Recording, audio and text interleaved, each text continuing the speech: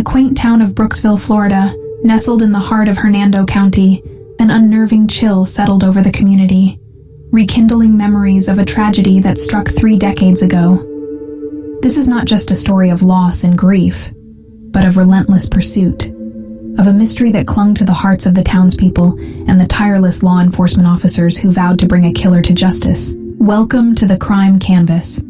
Today, we delve into the chilling case of Jennifer Odom, a 12-year-old girl whose life was brutally snatched away, and the groundbreaking investigation that led to the capture of her killer, Jeffrey Norman Crum, 30 years after the heinous crime.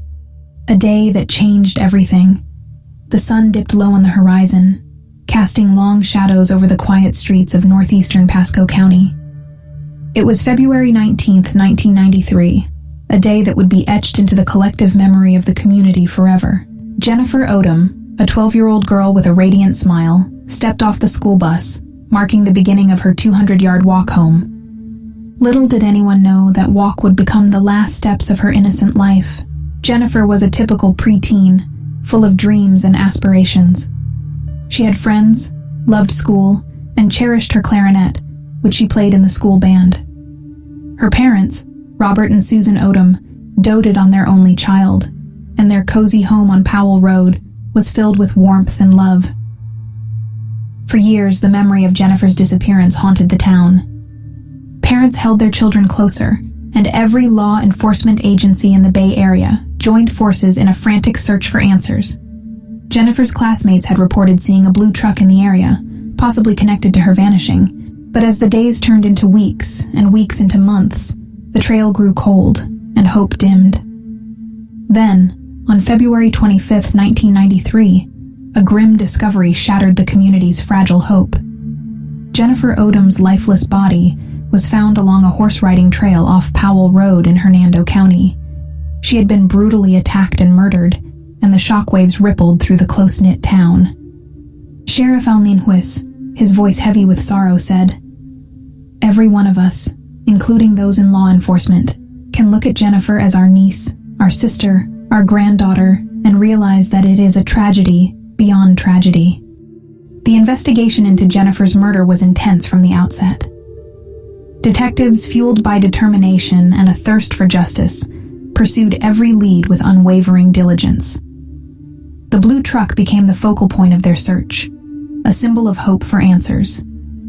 The children who had seen the mysterious blue truck that day were interviewed repeatedly, their descriptions refined with each retelling. It was a collective effort to piece together the puzzle of what had happened to Jennifer Odom. But the road ahead was long and winding, and the passage of time threatened to erase the memories and evidence alike. The case grew cold, and it seemed that justice might forever elude Jennifer and her grieving family. 2 years after Jennifer's murder, in January 1995, a couple hunting for scrap metal in a remote area of Hernando County stumbled upon a crucial clue: Jennifer's missing book, bag, and clarinet case. These items, containing precious fingerprints, rekindled hope and kept the flickering flame of justice alive.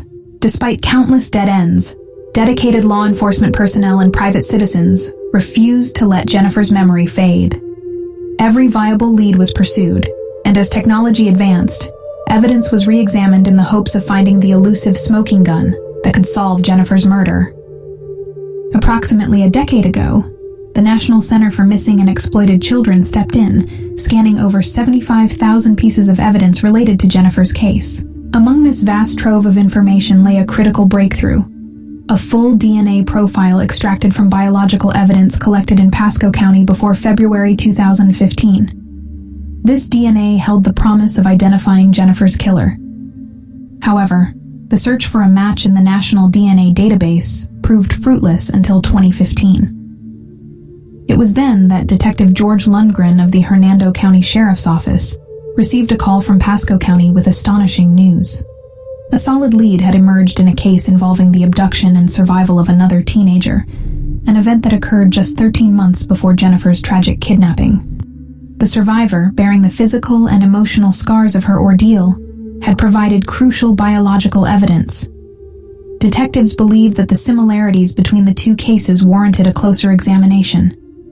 The DNA from the two cases was compared, leading to a startling revelation. It matched the son of a man named Jeffrey Norman Crum. In 2015, Jeffrey Crum was catapulted into the spotlight as the prime suspect in Jennifer Odom's murder, a name previously absent from the investigators' radar.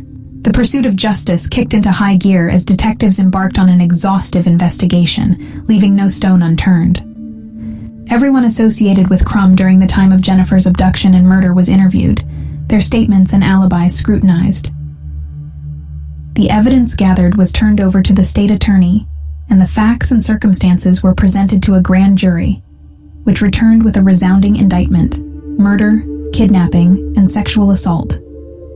Despite keeping the details of the case close to their vests, authorities revealed key information about Crum's life at the time. He worked in drywall and resided in Pasco County, driving a distinctive blue truck. The prosecution begins. State Attorney Bill Glass, addressing the media with a somber determination, declared, "I have confidence that we have the right person, and we have the right aggravators in this particular case to treat it as a death penalty case." It was a grim but necessary step in the pursuit of justice for Jennifer Odom. Crum was already serving 2 life sentences for a sexual battery and kidnapping case from Pasco County, a prosecution that had taken place around 2015. Now, Hernando County had added its own charges: first-degree murder, kidnapping, and sexual battery. The revelation of Jennifer's murderer sent shockwaves through the communities of Pasco and Hernando counties, where the memory of her abduction and murder had never truly faded. Jeannie Cameron, the general manager at Papa Joe's Italian restaurant in Brooksville, recalled the tense atmosphere of the time.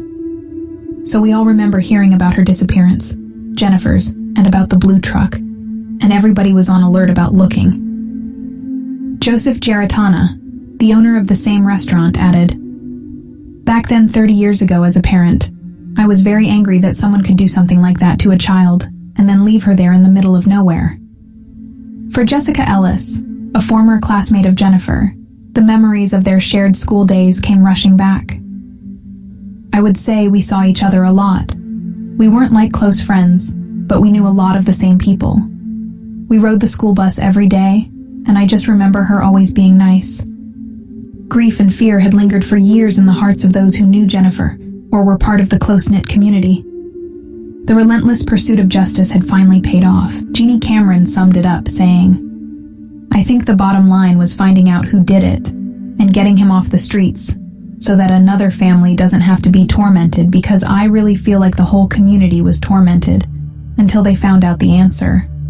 As the decades passed, those who had known Jennifer Odom grew older and became parents themselves. The terror that had struck their community in 1993 now resonated even more deeply as they held their own children close, their hearts heavy with the knowledge of the evil that could exist in the world. The long and arduous journey to bring Jennifer Odom's killer to justice had finally reached its destination. The indomitable spirit of a small town, fueled by love, determination, and unwavering support for Jennifer's family, had triumphed over darkness. The memories of Jennifer Odom, the young girl who never had the chance to grow up, would live on as a symbol of resilience and the unyielding pursuit of justice. Her story, a testament to the dedication of law enforcement and the enduring strength of a community, would be etched into the annals of history as a reminder that no matter how long the road, justice can be served and closure can be found. The enigma of Jeffrey Crum. Jeffrey Norman Crum, a name that had been absent from the investigators' radar for years, had now become the central figure in the tragic story of Jennifer Odom's murder. The revelation of his involvement had sent shockwaves through the community as people grappled with the realization that the man who had lived among them had allegedly committed such a heinous crime. Sheriff Al Nienhuis, in a press conference, shared a photo of Crum from the past, emphasizing how he had not been a suspect until recently. The sheriff also provided insight into Crum's troubled history, revealing a pattern of criminal behavior that had gone unchecked for years. In the early 1980s, Crum had been arrested for armed robbery in Hillsborough County, a glimpse into his early criminal activity. In 1985, he faced charges of kidnapping, sexual assault, and false imprisonment in Hillsborough County, marking a horrifying escalation in his criminal record. The years rolled on, and Crum continued to run afoul of the law. In 1987, he was arrested by Tampa police for carrying a concealed weapon, a dangerous harbinger of his propensity for violence. A year later, in 1988, he was once again caught carrying a concealed weapon and was charged with aggravated assault. The pattern of violence and criminality persisted into the 1990s. In 1998, Crum faced multiple arrests for domestic battery in Hernando County, indicating a disturbing tendency towards aggression within his personal life. In 2001, he was arrested for a probation violation in Hillsborough County, further adding to his criminal history. The years passed, but Crum's behavior did not change. In the mid-2000s, he was arrested for aggravated assault with a deadly weapon in Hernando County, a chilling reminder of his potential for violence. However, it was in 2015 that his crimes reached a new low when he was arrested in Pasco County for aggravated sexual assault on a child under the age of 12. Sheriff Nienhuis, speaking about Crum's extensive criminal history, stated unequivocally, "He's a bad individual." Crum's life had been marked by a trail of violence, aggression, and criminality, and now he stood accused of the most heinous crime of all, the murder of Jennifer Odom. As the news of Jeffrey Crum's arrest spread through the community, a sense of unity and closure began to emerge. The long and painful journey to find Jennifer's killer had not been in vain. The dedication of law enforcement, the resilience of the community, and the enduring love of Jennifer's family had all played a crucial role in bringing justice to her memory. For Jennifer's parents, Robert and Susan Odom, the news was bittersweet. While it could never bring their daughter back, it offered a sense of closure that had eluded them for 3 long decades. They had never stopped fighting for justice, and their determination had finally borne fruit. The Odoms, along with the entire community, awaited the upcoming trial with a mix of hope and anxiety. The evidence against Crum was strong, but they knew that the road ahead would be challenging. The wounds inflicted by Jennifer's murder were deep and enduring, and the trial would force them to confront those painful memories once more. The trial of Jeffrey Norman Crum began with a palpable sense of anticipation and tension in the courtroom. The families of both Jennifer Odom and Crum were present, each with their own set of emotions and expectations. The prosecution presented a compelling case, meticulously detailing the evidence against Crum. The DNA match between the biological evidence from Jennifer's case and Crum's son was a critical piece of evidence. Witness testimonies, including those who had seen the blue truck on the day of Jennifer's disappearance, were brought forward.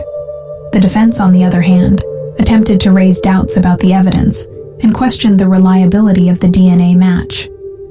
They argued that the passage of time and potential contamination could cast doubt on the accuracy of the DNA evidence. The trial was emotionally charged, with both families grappling with the painful memories of the past. Jennifer's parents, Robert and Susan Odom, sat in the courtroom, their eyes filled with a mix of sorrow and determination. They had waited for this moment for 30 years, and now, finally, they were seeing the man accused of taking their daughter's life face justice. After weeks of emotional testimony and deliberation, the jury returned with a verdict. Jeffrey Norman Crum was found guilty on all counts: first-degree murder, kidnapping, and sexual battery. The courtroom erupted in a mix of relief and tears as the Odom family and the community finally saw justice served. In a separate sentencing phase, the prosecution argued for the death penalty, citing the heinous nature of the crime and the impact it had on the community. The defense, however, pleaded for leniency, pointing to Crum's troubled past and the possibility of rehabilitation. After careful consideration, the jury recommended the death penalty, and the judge concurred. Jeffrey Norman Crum was sentenced to death for his heinous crimes. It was a moment of closure for the Odom family, the community, and all those who had followed the case for 3 long decades. As the gavel came down, Jennifer's parents, Robert and Susan Odom, embraced each other, tears streaming down their faces. It was a bittersweet moment, for while justice had been served Their beloved daughter would never return. Still, they had achieved what they had fought for tirelessly. The knowledge that the man responsible for their daughter's death would face the ultimate consequence for his actions.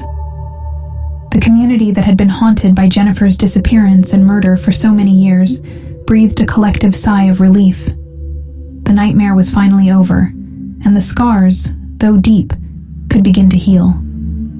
The memory of Jennifer Odom would forever be etched in their hearts, a symbol of resilience and the unyielding pursuit of justice. With the trial concluded and the verdict delivered, the communities of Pasco and Hernando counties took a moment to reflect on the long and arduous journey that had led to this point.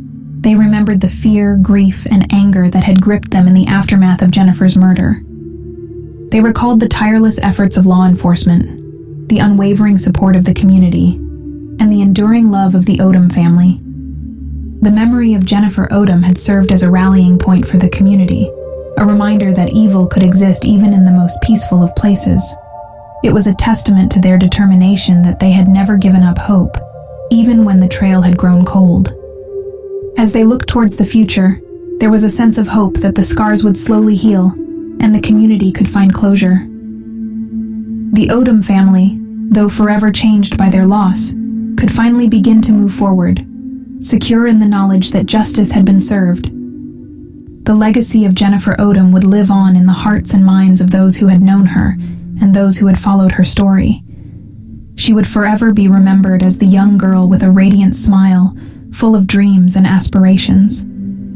Her story would also serve as a reminder that justice, though sometimes elusive, could be achieved through unwavering determination and the support of a community. The long and painful journey to find Jennifer's killer had ultimately led to closure and a sense of peace for her family and the community. As the years passed, Jennifer's memory would be a beacon of hope, a symbol of resilience in the face of tragedy. The community that had come together to seek justice for her would carry that spirit forward, ensuring that her memory would never fade. If you found this video informative and engaging, we invite you to show your support by liking, sharing, and subscribing to our channel.